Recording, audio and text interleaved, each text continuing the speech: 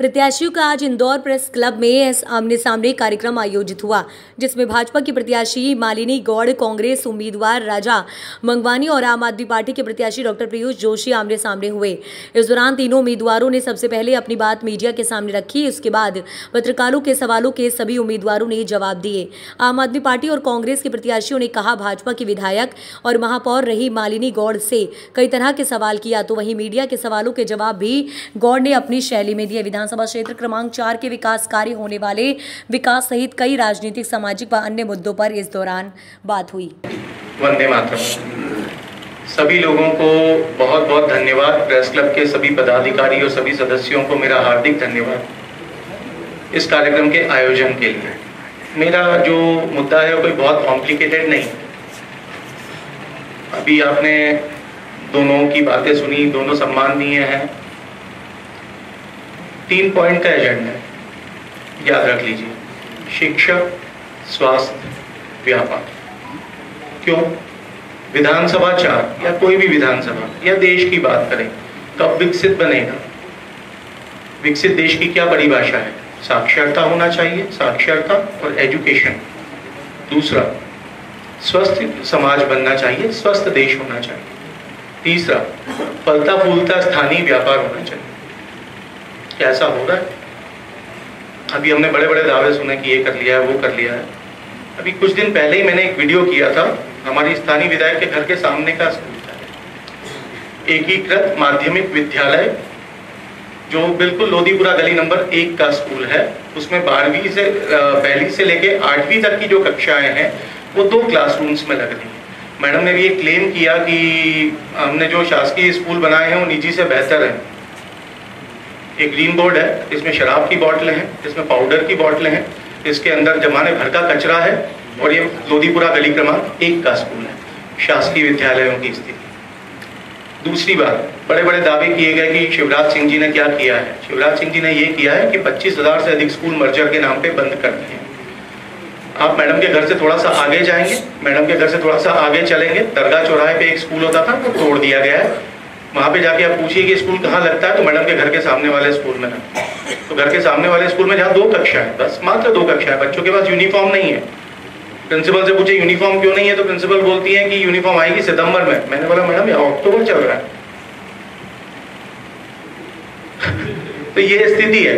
दूसरी बात रहती है चिकित्सा की, स्वास्थ्य की। अब स्वास्थ्य की स्थिति मैं आपको बताता हूँ।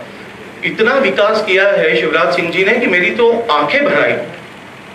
इतना विकास किया। कैसा विकास किया है? नवजात मृत्यु दर, नवजात समझते हैं, जो बच्चा पैदा हुआ, नवजात मृत्यु दर में पिछले 20 साल से हम नंबर 2 पे ही आने को तैयार नहीं है। पूरे देश में नंबर 1 चल रहे हैं, हम टॉप कर रहे हैं, टॉप।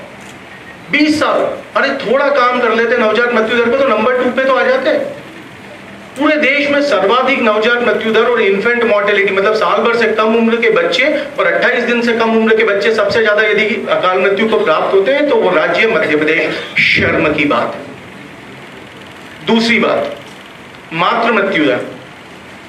महिला होने के नाते, मुझसे वरिष्ठ होने के नाते, माननीय, सम्माननीय, सौम्य महिलाएं, शालीन महिलाएं, हम उस नाते सम्मान करते हैं। पर यहां बात हो रही है परफॉर्मेंस की, परफॉर्मेंस की बात करते हैं।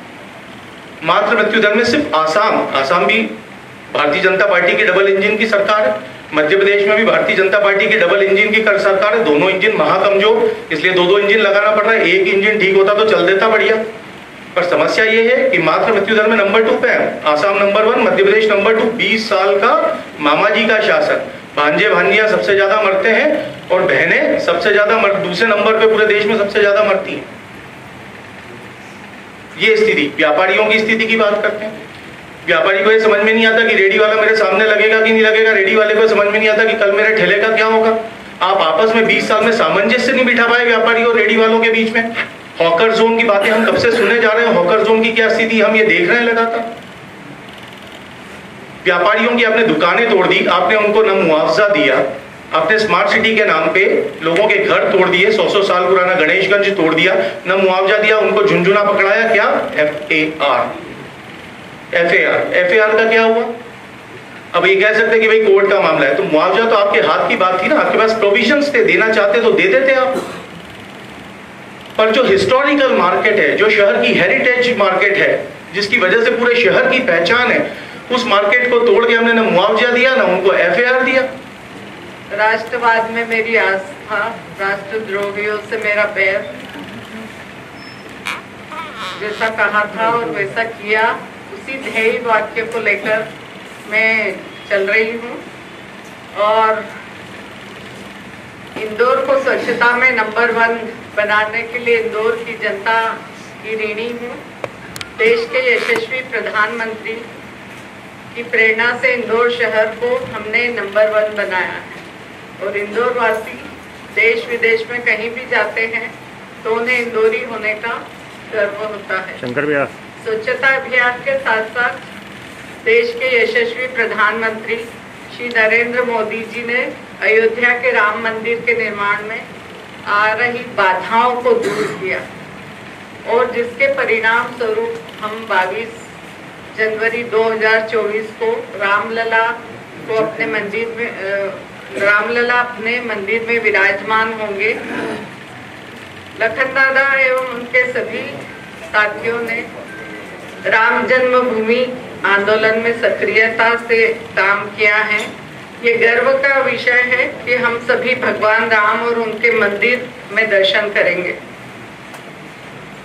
धारा 370 हटाने के लिए लखन जी ने अपने 40 साथियों के साथ इंदौर से दिल्ली पदयात्रा की थी और आज मैं माननीय मोदी जी को हृदय से धन्यवाद देती हूँ जिन्होंने 370 धारा हटाकर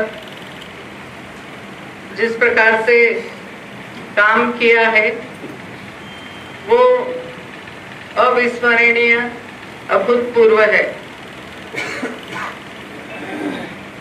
लखन दादा ने एक झंडा से चुनाव लड़ा था और मैं भी एक झंडे से चुनाव लड़ती हूँ।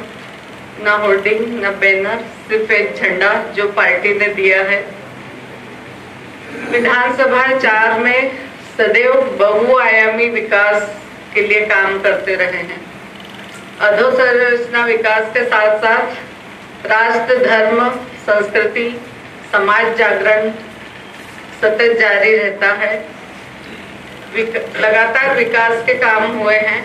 विधानसभा 4 के कुछ भाग जो हमने स्मार्ट सिटी में शामिल करवाया था उसमें सड़कें चौड़ीकरण, अंडरग्राउंड बिजली, पानी, सीवर लाइन, सेंट्रल वर्ल्ड का विकास कर हरियाली लगवाना, शहर के प्रमुख हृदय स्थल के प्रमुख बाजारों के विकास का काम करना, हवा बंगला से महू नाका रोड, महू नाका से टोरी कॉर्नर, राजमोहल्ला से बड़ा गणपति, गंगवाल स्टैंड से सरवटे स्टैंड, जयपुर से गोराकुंड चौराहा जैसी महत्वपूर्ण सड़कों का चौड़ीकरण किया।